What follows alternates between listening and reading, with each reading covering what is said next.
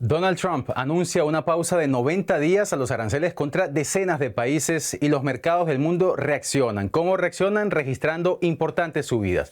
Rebotaron las bolsas asiáticas, también rebotaron las bolsas europeas y las de Estados Unidos. Tras días tormentosos para el comercio global, tal parece que los inversionistas por fin respiran aliviados.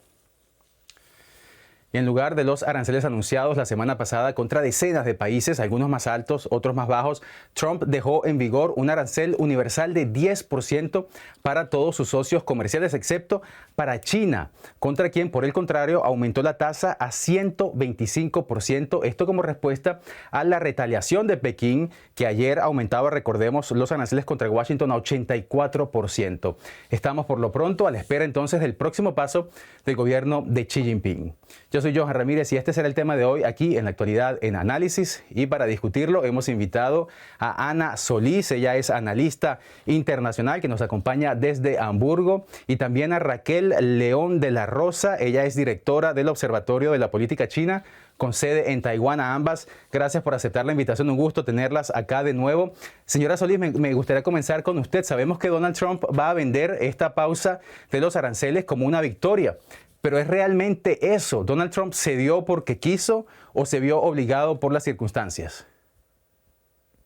Definitivamente no, pero sabemos que él tiene que vender esta situación de una manera que queda bien posicionado. Sabemos que a él le gusta cuando va a iniciar una negociación, parte de su estrategia es golpear fuerte al inicio para empezar a negociar. Sin embargo, los mercados son los que le jugaron el revés en esta situación, y especialmente un fenómeno que no se esperaba y que es el castigo de la deuda pública con los bonos del Tesoro.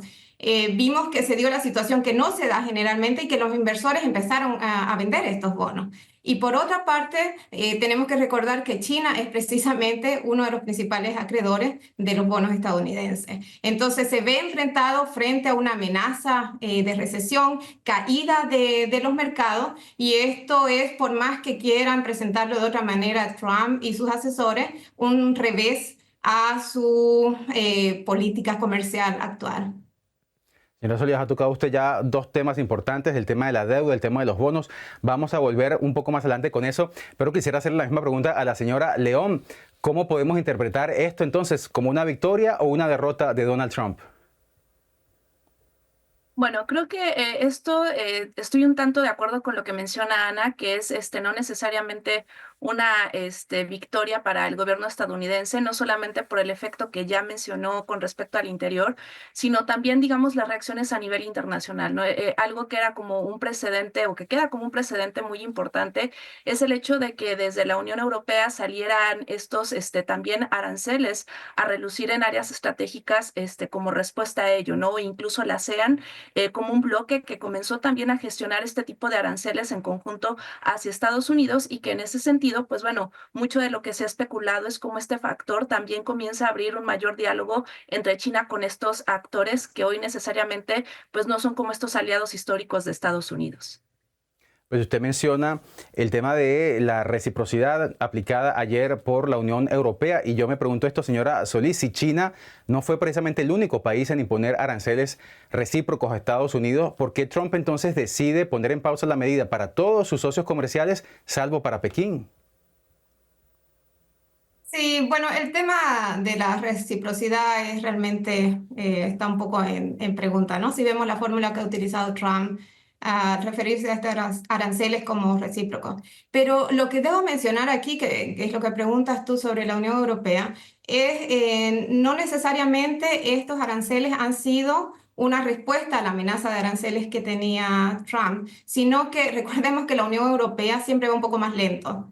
Las decisiones se van tomando mucho más lento porque necesitan tener acuerdo del resto de los países. Por lo tanto, los aranceles que ya aplicó la Unión Europea son más bien respuesta a los aranceles anteriores que tenía contra el aluminio y el acero de Estados Unidos contra la Unión. Claro, y entonces ahora hablemos de nuevo de la parte china, señora León. ¿Qué podemos esperar entonces como respuesta de Pekín? ¿Aplicará nuevamente aranceles recíprocos a Estados Unidos?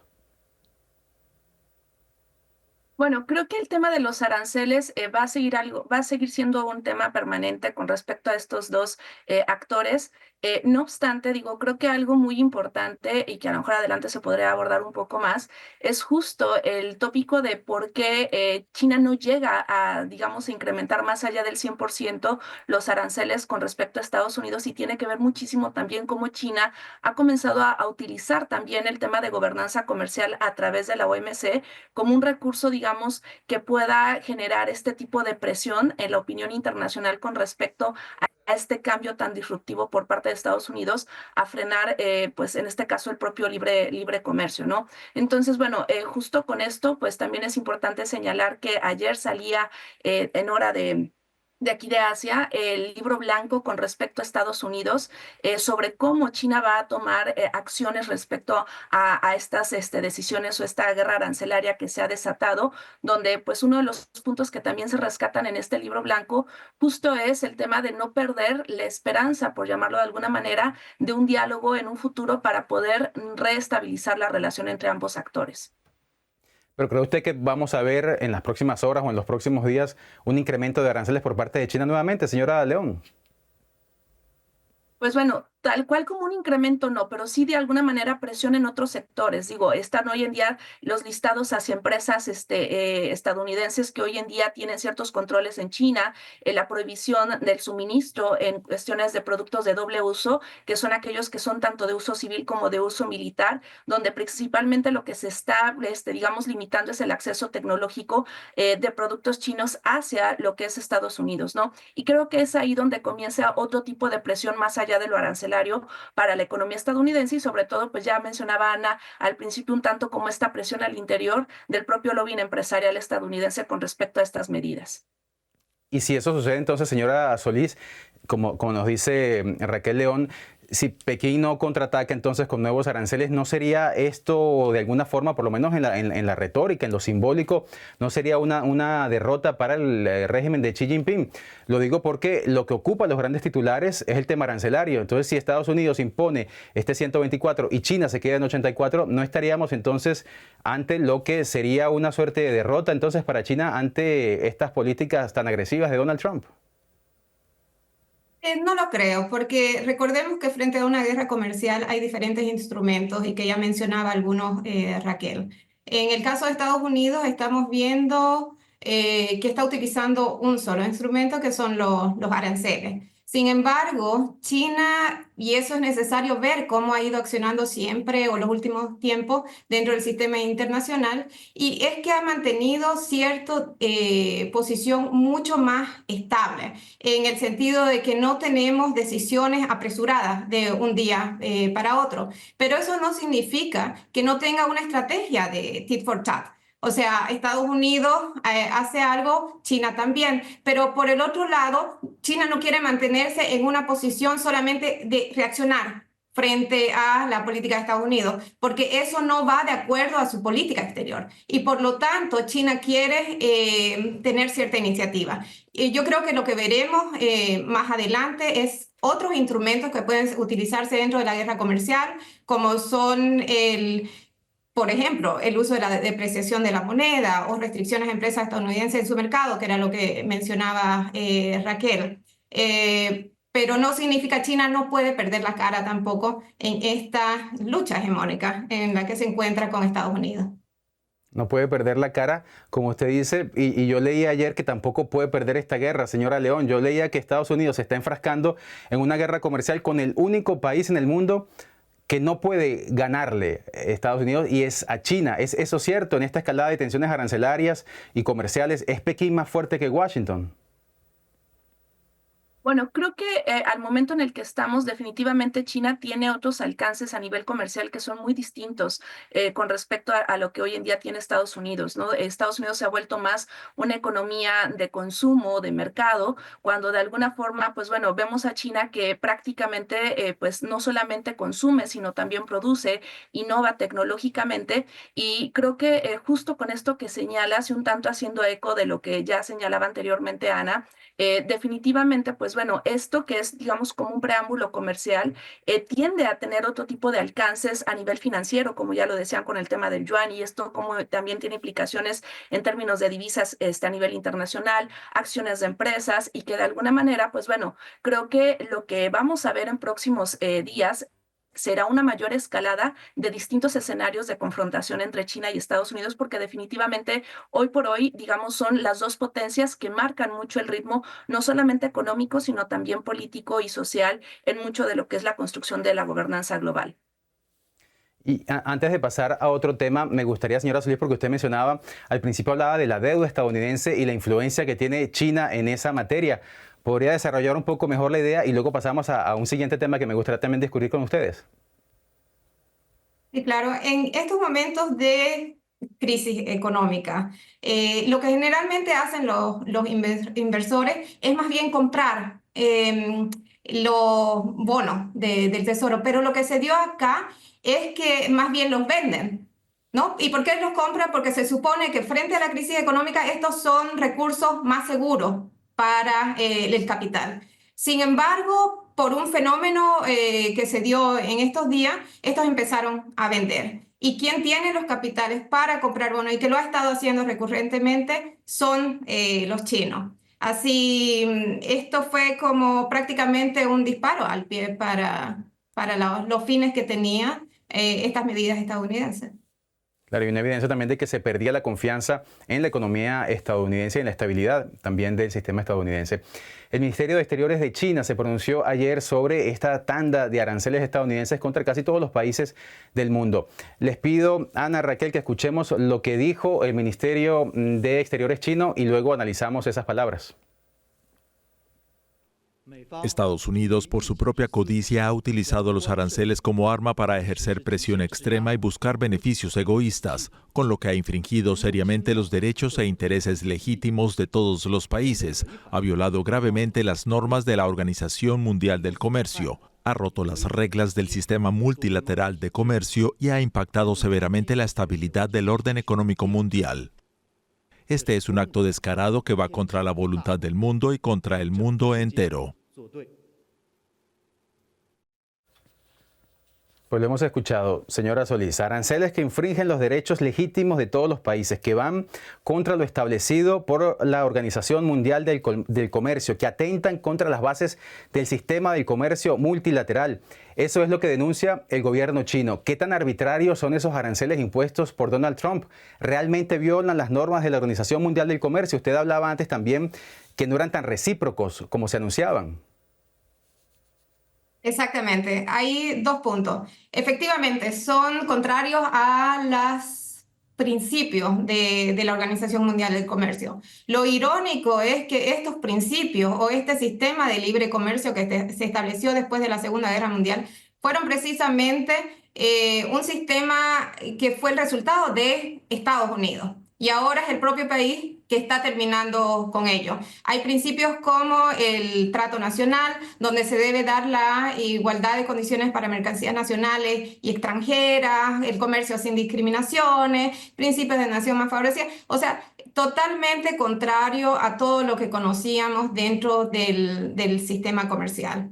Y en la segunda parte de tu pregunta sobre la reciprocidad de estos aranceles, es que no se hace en base a otros modelos más complejos que se pueden entender, sino que se hace simplemente en base al grado de déficit comercial que tiene Estados Unidos con esos países. Y por lo tanto no podemos ver un cálculo de, bueno, el país X tiene arancel de 10%, tiene también otros aranceles indirectos, qué sé yo, de tanto por ciento, no lo vemos dentro del cálculo. Es un simple modelo que ellos han tomado, bueno, cuál es el déficit comercial que se tiene y por lo tanto no se puede hablar de reciprocidad porque no está basado en ello. Sí, y ayer yo conversaba con una experta también que me decía, me pareció muy divertido, que esa fórmula para calcular los aranceles de Estados Unidos la había hecho el ChatGPT. En cualquier caso, ayer fue un día turbulento para los mercados. Podría ser, fue una de las cosas más divertidas que he escuchado. En la mañana, mientras caían los mercados producto de estos aranceles que ya tienen una semana sacudiendo el mundo, Donald Trump publicó en sus redes sociales, seguramente los vieron ustedes, decía: "Este es un buen tiempo para comprar", escribía Donald Trump en sus redes. Unas horas más tarde, 4 horas después, anunciaba la pausa de los aranceles y entonces los mercados rebotaron. Incluso el índice SP500 tuvo su mejor día desde hace 17 años. Varias voces en Estados Unidos denuncian e incluso piden una investigación sobre una posible manipulación de los mercados por parte de Donald Trump. Y uno de ellos es el senador demócrata Stephen Horsford. Vamos a escuchar lo que dijo y luego lo analizamos. Los aranceles son una herramienta que puede utilizarse de la forma adecuada para proteger el empleo y las pequeñas empresas estadounidenses, pero no así. Si no es manipulación del mercado, ¿qué es? ¿Quién se beneficia? ¿Qué multimillonario se ha hecho más rico? Y mientras tanto, no quedan republicanos en esta audiencia. Todos se fueron porque ni siquiera quieren defender esto. ¿Tiene sentido esto? Les pregunto a las dos. ¿Tiene sentido que haya una manipulación de los mercados? Se lo pregunto primero a usted, señora León. Bueno, con respecto a este tema, bueno, yo considero que hay varios factores a analizar. Primero, que pues Donald Trump ha sido siempre como un, digamos, personaje mediático que ha utilizado muchísimo lo que en su momento se llamó la diplomacia del Twitter, ahora lo hace sigue haciendo a través de su red X, donde sí genera, digamos, ciertas polémicas a nivel internacional. Rescatando un poco lo que ya hemos venido discutiendo, me lleva al segundo factor, que es el hecho de que algo que no se esperaba o que no estaba medido por parte de hoy en día el gobierno de Estados Unidos es justo los efectos bursátiles que iba a generar estas, digamos, los anuncios de los aranceles a nivel internacional y sobre todo, digamos, esta parte, no sé si es desconocimiento o es, digamos, como un tanto el capricho de la manera en cómo se maneja Donald Trump y la gente que hoy en día le acompaña, en la cual de alguna forma, pues bueno, encontramos que justo esta clase empresarial se vio afectada de primera mano con las decisiones que está tomando Estados Unidos. Por eso esta frase que se decía hace ratito de que se dio un disparo al pie. Y en ese aspecto, pues bueno, también ha generado o ha reavivado mucho de lo que es hoy en día pues cierta confrontación política entre demócratas y republicanos. Lo más peculiar es que justo en la bancada republicana no ha generado esta fragmentación. Sin embargo, sí ha generado, digamos, como estas acciones desde el órgano legislativo para poder hacer presión a Donald Trump con respecto a este tipo de acciones que está tomando. Entonces, bueno, en ese sentido, pues hay muchas cuestiones ahí que llevan pues a generar especulaciones y también, digamos, en la práctica a que sería difícil comprobar este tipo de acciones de manipulación. No obstante, sí generan una especulación y que pues en este sentido justo son los datos que nos mostrabas con respecto a los indicadores bursátiles. Claro, usted lo decía, es un tiro a pie, en eso creo que coinciden la mayoría de los expertos. Yo incluso leía, algunos lo calificaban como el mayor error económico en la historia contemporánea. Pero ahora esta lectura que se le está dando, y entonces le pregunto a usted, señora Solís, ¿sería posible que Donald Trump con toda esta parafernalia de los aranceles estuviera manipulando los mercados simplemente?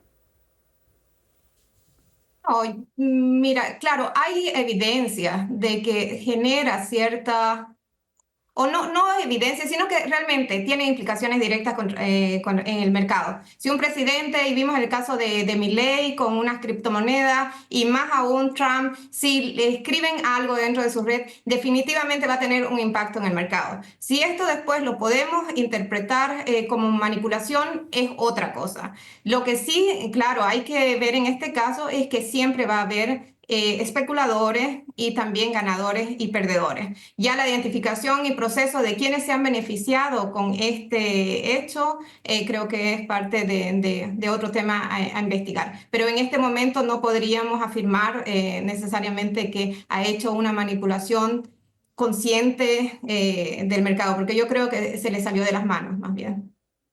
Claro. Sin embargo, bueno, algunos senadores demócratas están pidiendo que haya esa investigación. Veremos lo que sale al respecto en los próximos días. Se nos está acabando el tiempo, pero antes de terminar quisiera todavía una pregunta más para ustedes, para cada una.